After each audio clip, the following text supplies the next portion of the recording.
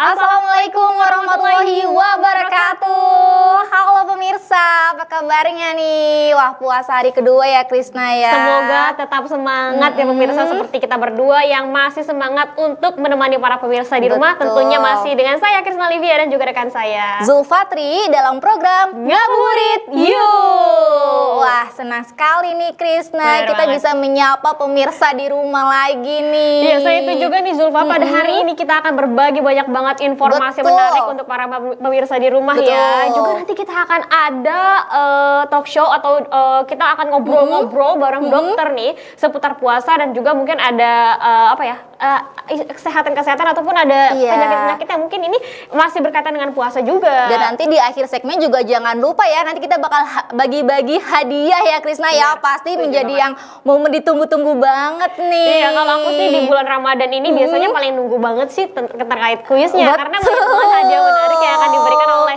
Ngabuburit Yuk. Iya, oke. Tapi kali ini kita mau membahas apa nih Krisna nih kira-kira? Berkaitan dengan Ramadan pemirsa, dan juga ini identik banget dengan buka puasa dan juga sahur. Terkadang di setiap daerah itu memiliki ciri khasnya masing-masing atau tradisi masing-masing. Betul. Nah, salah satunya yang kita mau bahas ini tradisi dari mana nih Krisna nih? Ini kita akan bahas tradisi dari Banten dulu ya. Tapi sebelum bahas tradisi dari Banten, ini kalau di daerah Zulfa ada tradisi apa gitu ketika mungkin sahur atau berbuka puasa? Nggak ada yang spesifik sih, paling cuma kayak membangunkan sahur biasa yang biasanya anak-anak tuh bangun sahur gitu-gitu sih. Cuman aku jadi penasaran banget nih, kira-kira apa nih yang unik dari Banten nih Krisna nih? Oke, untuk di Banten sendiri ini memiliki tradisi unik banget karena di sana ada membunyikan meriam. Wow, ini agak unik banget ya, berbeda dari yang lainnya karena kalau misalkan di sana membunyikan meriam itu sebagai sebuah tanda. Oh, kalau biasanya kan meriam ini biasanya cuma di Arab Saudi ya atau di negara-negara Timur Tengah, tapi di Banten juga ada. Keren banget. Jadi ini mungkin rakitan dari masyarakat sekitar yang terbentuk dari pipa besi gitu ya kan, terus dirangkai sedemikian rupa menjadi sebuah meriam. Ini khusus di bulan Ramadan dibunyikan ketika pas azan maghrib sama waktu imsak ya. Oke, menarik banget. Dan diketahui juga nih Krisna, katanya nih kalau misalnya tradisi yang ada di Banten ini nih, meriam ini udah berlangsung secara lama banget nih. Iya, sudah turun-temurun ya. Betul. Oke, pemirsa, untuk melihat lebih lanjutnya lagi terkait bagaimana sih bentuk dari meriam yang satu ini dan juga mungkin keunikan lainnya, langsung saja kita lihat ya videonya.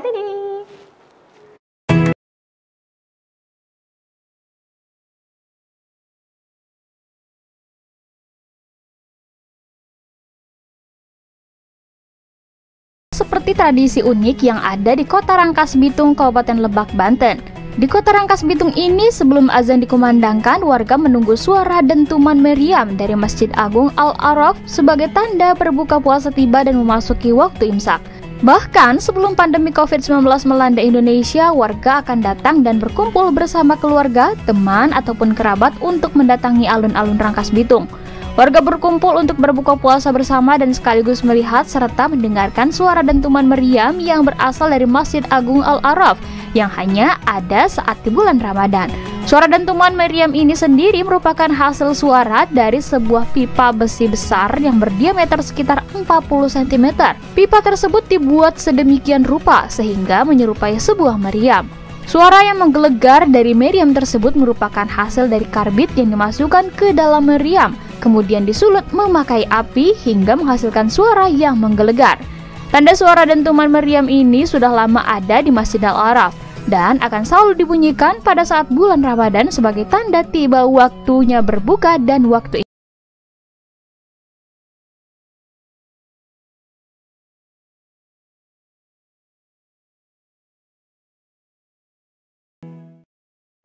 Wah, bener-bener unik banget ya Krisna. Unik banget ya. karena emang ini kan jarang-jarang juga ya kalau mau bulan puasa itu kan cuma setahun sekali nih. Dalam satu bulan itu ada tradisi-tradisi unik yang mungkin dihadirkan. Salah satunya yang tadi seperti yang dihadirkan di Banten, khususnya untuk warga deket-deket di Masjid Al-Araf. Ini ada tradisi membunyikan meriam. Iya, dan diketahui juga nih Krisna nih, kalau suara dentuman dari meriam ini bisa terdengar sampai jarak 10 km loh. Wow, jauh banget kan. Berarti saking kerasnya nih suara nih ya. bener, Keren bener banget nih. Oke, ini tadi tradisi dari Banten ya. Kamu punya Betul, tradisi yang aku lain juga punya dong, nggak kalah menarik dari tradisi sebelumnya. Kali ini kita beralih ke Solo, Jawa Tengah nih. Di mana nih di Solo ini juga ada tradisi unik nih Krisna. Di mana biasanya ini mereka membagikan bubur samin. Waduh, Wow, samin. iya kalau tadi kan lebih ke ini ya bunyi gitu Iya. suara-suara. Kalau ini lebih ke makanannya nih. Waduh, ini berarti berbagi takjil gitu ya. Betul, dan menariknya lagi nih Krisna nih bubur samin yang dibagikan ini dibagikan secara gratis. Wah, enak banget dong. Aku jadi Wow. pengen nih.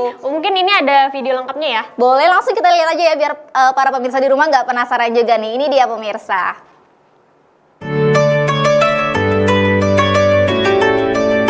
Jika di Banten ada tradisi membunyikan meriam sebagai tanda berbuka puasa, maka kota Solo memiliki tradisi berbuka puasa dengan menyantap bubur samin. Ya, ratusan warga dari berbagai daerah mengikuti tradisi pembagian bubur samin di Masjid Darussalam, Kampung Jayengan, Serengan, Solo. Bubur samin ini sendiri sebenarnya merupakan makanan khas Banjarmasin untuk takjil berbuka puasa dalam rangka memeriahkan bulan suci Ramadan. Tradisi pembagian bubur samin ini kepada warga sekitar masjid sudah dilakukan sejak tahun 1930 oleh saudagar asal Banjarmasin yang merantau di Solo. Tradisi itu hingga kini tetap dilestarikan bagi yang datang ke masjid untuk berbuka puasa. Ratusan warga sudah melakukan antrian sejak pukul 15.30 waktu Indonesia Barat untuk mendapatkan bubur samin.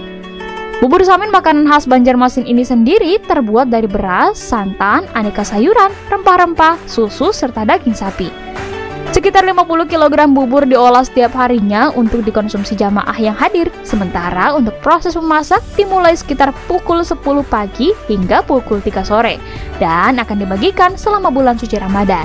Wah, luar biasa unik ya pemirsa!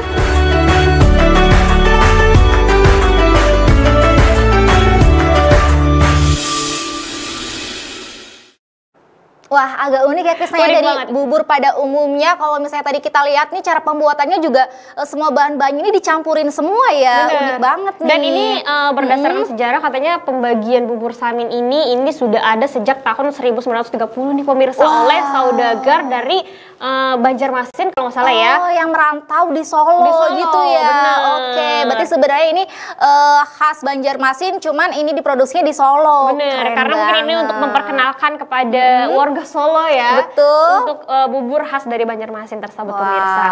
Oke, tadi itu itu sekilas dia. informasi yang kita berikan untuk pemirsa di rumah. Nah, kita juga ingin mengingatkan para pemirsa di rumah ya bahwa di segmen ketiga nanti ini kita akan bagi-bagi hadiah yaitu Betul berupa kuis. banget. Jadi untuk para pemirsa di rumah saat ini jangan lupa untuk siapin handphonenya. Betul. Telepon via WA di nomornya berapa Zulfa? 0812 8996 6998. Jangan Iya. lupa nih pemirsa dicatat ya. Iya, atau yang tertera di layar kaca Anda ya. Terus kalau misalkan passwordnya, kalau kita bilang ngabuburit yuk, jawabnya. Jawabnya hanya di BRTV.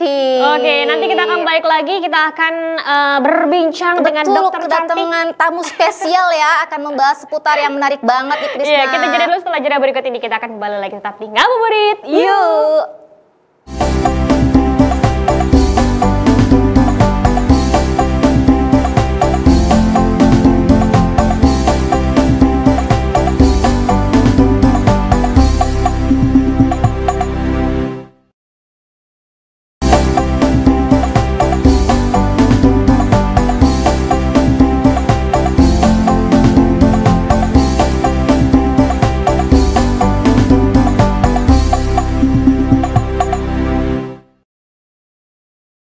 Oke, terima kasih pemirsa Anda masih menyaksikan Ngabuburit. Yuk. Wah, kita sudah kedatangan dokter cantik nih Krisna pada hari ini. Halo dokter, apa kabarnya Halo hari ini? dokter Halo, Habibah. saya Sehat ya. Puasanya lancar ya di hari kedua ini? Alhamdulillah masih lancar.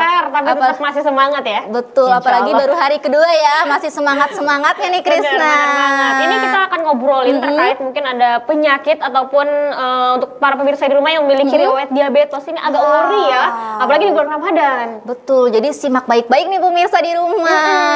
Oke pemirsa, oke dokter. Ini untuk terkait orang-orang yang memiliki penyakit atau riwayat diabetes, ini sebenarnya diperbolehkan nggak sih untuk berpuasa? Oke, untuk pasien diabetes sebenarnya boleh berpuasa Asal ada persiapannya. Persiapannya apa aja? Biasanya minimal sebulan sebelum masuk bulan puasa perlu pemeriksaan menyeluruh gitu. Untuk datang ke dokternya dulu yang merawat. Kemudian nanti sama dokternya akan dipersiapkan bagaimana untuk dosis obatnya, kemudian jadwal minum obatnya. Nanti kalau kata dokternya ini beresiko tinggi diabetesnya, berarti nggak boleh puasa dulu. Gitu. Kalau masih dalam resiko rendah sampai sedang, itu boleh berpuasa. Oh, harus diperhatikan juga ya mungkin pola makannya, makanan-makanannya ya. Tadi kan secara umum dokter ini bilang katanya kalau misalnya bagi penderita diabetes tetap diperbolehkan berpuasa ya dok ya. Tapi kira-kira bagaimana nih dok cara mengatur pola makan dan aktivitas bagi penderita diabetes dalam menjalankan puasa nih dok? Kira-kira bagaimana? Untuk pola makan dan aktivitas fisik, pola makannya sendiri masih tetap 3 kali sehari, di mana sarapannya diganti jadi sahur, kemudian makan siangnya itu jadi buka puasa, kemudian makan malamnya tetap itu setelah tarawih. Untuk aktivitas fisiknya sendiri itu mesti yang ringan-ringannya, tidak boleh berat karena kalau terlalu berat bisa menyebabkan hipoglikemi, itu bahaya. Gula darah terlalu rendah nanti malah jadi ada efek samping berikutnya. Oke, tadi hipoglikemi itu apa sih sebenarnya dok? Kadar gula darah di tubuh yang terlalu rendah. Oh, jadi itu nggak boleh juga ya? Nggak boleh, itu dilarang puasa. Oke. Tapi untuk orang-orang yang penderita diabetes nih dok, ini apa kalau misalkan dia kelewat untuk sahur? Ini gimana? Apakah ini berpengaruh juga ke kesehatannya? Jelas, jika penderita diabetes ini ingin puasa, sangat wajib sahur. Sangat wajib. Karena sahur ini dapat mencegah hipoglikemi tadi ya, gitu. Karena kan asupannya memang saat sahur itu untuk sarapan pengganti sarapannya. Tapi diperhatikan juga ketika sahur itu makanan tetap harus dalam gizi yang seimbang. Gizi seimbang apa saja? Harus berserat banyak ya. Kemudian karbohidrat kompleks yang masuk seperti singkong, beras merah, gandum, nasi itu masih boleh tapi dalam porsi tertentu.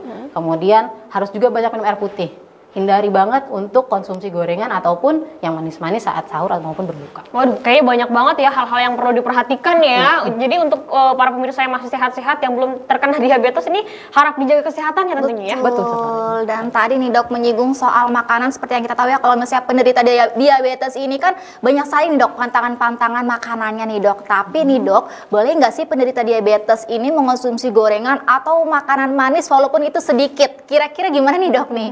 Oke, definisi sedikitnya itu perlu diperjelas juga seperti itu kan. Kalau dari saya pribadi ya itu sangat tidak dianjurkan konsumsi gorengan maupun makanan manis. Kenapa? Karena kalau gorengan itu bisa meningkatkan penumpukan lemak di tubuh gitu. Kemudian kalau terlalu banyak makanan manis itu kan sifatnya dia karbohidrat sederhana yang mana justru lebih cepat untuk meningkatkan kadar gula darah di tubuh, jadi nggak bagus juga, sebaiknya sih dihindari. Cukup fokus pada banyak makan serat, banyak minum air putih. Kalau mau minum-minum yang manis bisa diganti dengan jus buah tanpa pemanis. Berarti memang lebih diatur banget ya pola makannya nih dok ya, walaupun sedikit juga tetap dijaga nih pemirsa. Iya, tapi untuk batas gula darah si penderita diabetes ini ketika berpuasa ini berapa kira-kira dok? Oke, batas gula darahnya sendiri itu di bawah, nggak boleh di bawah 60 ataupun nggak boleh lebih dari 300. Dan perlu diperiksa sebanyak 2-4 kali sehari gitu. Saat setelah sahur, kemudian saat puasanya sendiri dan juga setelah buka puasa. Berarti harus dicek secara berkala dan rutin ya. Betul. Lalu ada nggak sih dok nih tanda-tanda bagi penderita diabetes yang memang diharuskan nih memang tidak harus berpuasa? Kira-kira tanda-tandanya seperti apa nih dok nih? Oke, yang tidak bisa berpuasa itu yang tadi ya memang gula darahnya tidak terkontrol stabil. Si dokter yang merawatnya sudah ngasih red flag kalau ini beresiko tinggi, jadi nggak boleh puasa. Atau ketika sudah berpuasa tadi batasannya itu kita harus sering untuk cek gula darah.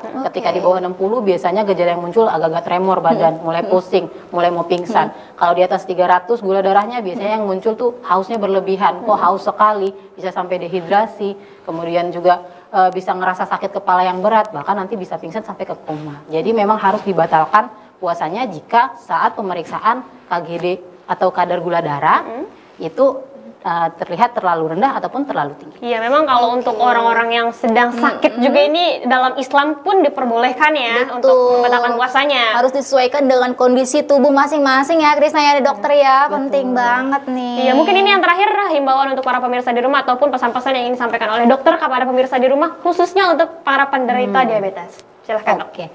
mungkin yang bisa saya himbau gitu, yang pertama, puasa untuk orang diabetes itu dibolehkan, tapi dengan syarat harus di bawah pengawasan dokter yang merawatnya. Kemudian yang kedua, puasa itu bisa menstabilkan gula darah ya, tapi tidak menyembuhkan. Yang ketiganya, kita perlu menjaga pola makannya tetap seimbang. Jadi ketika sahur maupun berbuka itu gizi harus seimbang, banyak serat, banyak buah, dan juga banyak air. Tidak boleh sebisa mungkin jauhi gorengan ataupun makanan manis yang sifatnya karbohidrat sederhana gitu. Kemudian juga perlu istirahat yang cukup. Oke, mungkin itu saja. Menarik Oke, banget ya, menarik banget Krisna ya pembahasan kita kali ini. informasinya. Waduh, Sangat luar bernilai biasa. informatif, apalagi untuk para Iya, pemirsa betul. di rumah yang memiliki riwayat diabetes. Terima kasih dokter untuk kali ini, kesempatan Terima kali ini. kasih dokter. Oke pemirsa, nanti kita akan balik lagi. Kita akan coba untuk kuis ya. Jadi untuk para pemirsa di rumah yang lagi bersiap-siap, lagi nonton Ngabuburit itu, jangan lupa untuk pegang HP-nya dan jangan lupa untuk telepon via WA ya. Betul, mungkin boleh catat sekarang kali ya nomornya Boleh ya. banget, ini yang tertera di layar kaca Anda atau bisa kita sebutkan ya di 0812 8996 6998.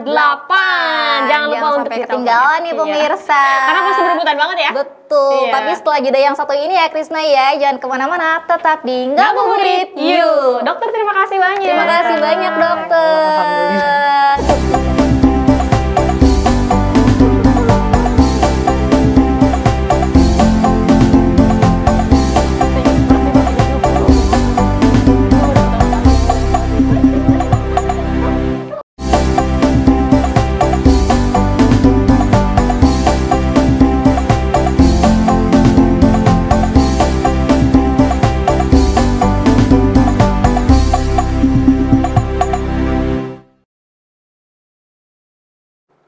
Oke, terima kasih pemirsa masih menyaksikan Ngabuburit Yuk. Wah, Krista, kita udah masuk nih Iya, aku dari segmennya. tadi aku tuh ngeliatin ini kayaknya enak-enak banget. Emang nggak salah nih ya, segmen akhir ini benar-benar ditunggu sama pemirsa dan juga Krisna juga nih pastinya. Bener banget. Aduh, bener-bener kayaknya enak-enak banget nih. Ini Oke, ada apa aja nih, Krisna wali, nih? Terus ini ada kentang Mustafa, terus ini ada jamu instan, ada apa lagi ini? Banyak Aku banget mau- ya variannya ya. Pemirsa, jadi kalau untuk kalian yang nggak ikut kuis, kayaknya ini apa ya? Nyesel ya kalau ketinggalan ya. Bener banget. Jadi untuk para pemirsa di rumah jangan lupa untuk ikutan kuis ya Betul. kan. Ini jangan lupa untuk diaktifin WA-nya. Terus telepon via WhatsApp di 0812 8996 6998. Passwordnya apa dulu, Oke, Kak? kalau misalnya kita bilang Ngabuburit Yuk, passwordnya hanya di BRTV. Oke, ini apakah sudah ada yang Apakah sudah masuk? terhubung? Wah, Soalnya gimana dari nih? kemarin juga nih aku dapat bocoran dari Iya, kenapa tuh? orang belakang. Katanya pun banyak banget. Wow, emang sih ya, apalagi ini makanan kan pasti banyak banget nih yang ngincer nih Krista buat bener nanti buka banget. puasa mungkin Aduh, ya. ampun, ini untuk para pemirsa di rumah kalau misalkan nggak buru-buru telepon takutnya malah yang masuk yang lain ya kan? Iya, jangan sampai keduluan nih pemirsa. Ayo, apakah udah ada yang terhubung? Halo, assalamualaikum. Halo. Wah, Kita angkat ya. Oke, kita angkat nih ya. Halo. Halo, assalamualaikum. Waalaikumsalam. Oke, dengan Halo, siapa, dengan siapa di mana? Dinda di Karawang. Siapa? Boleh diulang? Dinda di Karawang.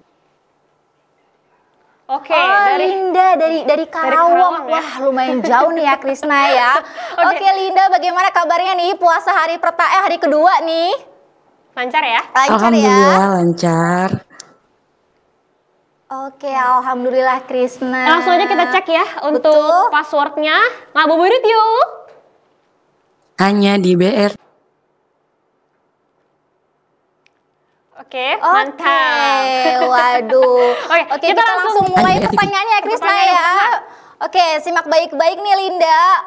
Hukum makan atau minum tanpa disengaja adalah A. Membatalkan puasa. B. Mendapatkan dosa. C. Membayar fidyah. D. Atau D. Tidak membatalkan puasa. Yang mana nih Linda jawabannya?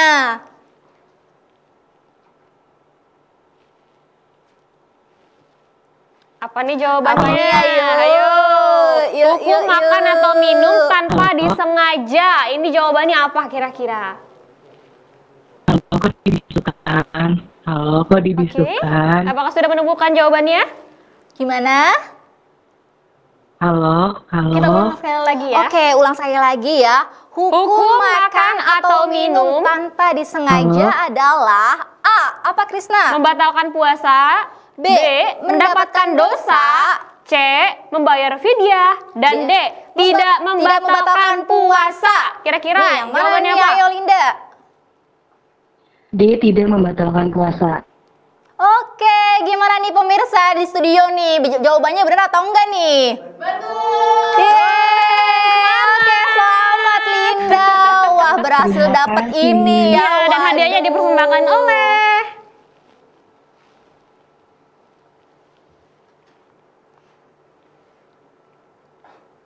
Mantap. Wah, Kita keren sudah banget masuk ya. ke segmen kuis kedua ya. Kedua, oke. Iya, oke. Untuk di kuis kedua ini kita masih memiliki hadiah untuk para pemirsa di rumah. Maka dari itu jangan lupa untuk telepon via WhatsApp di 0812 8996 6998. Dan jangan lupa juga nih untuk passwordnya, kalau kita bilang ngabuburit yuk, passwordnya apa Krisna? Hanya di BRTV.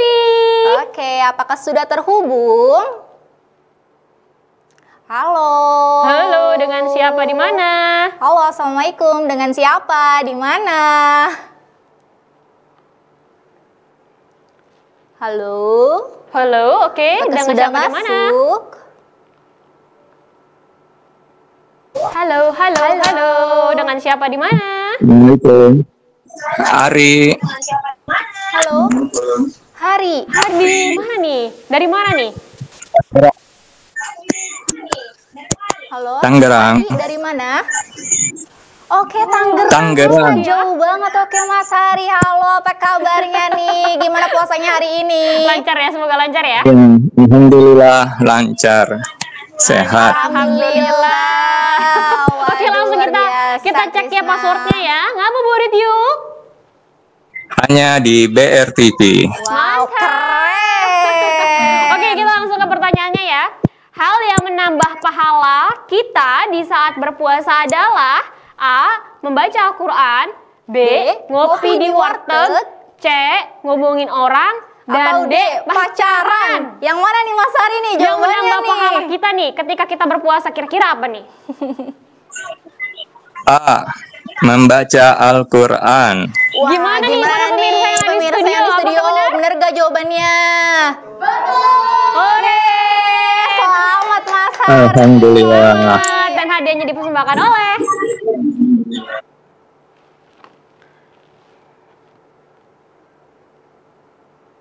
Oke, itu luar dia biasa tadi sekali ya, pemirsa. Krisna ya. Alhamdulillah ada dua pemenang pada hari ini yang sudah berhasil mendapatkan Betul. hadiah dari BRTV dan juga dari apa nih? Aulia.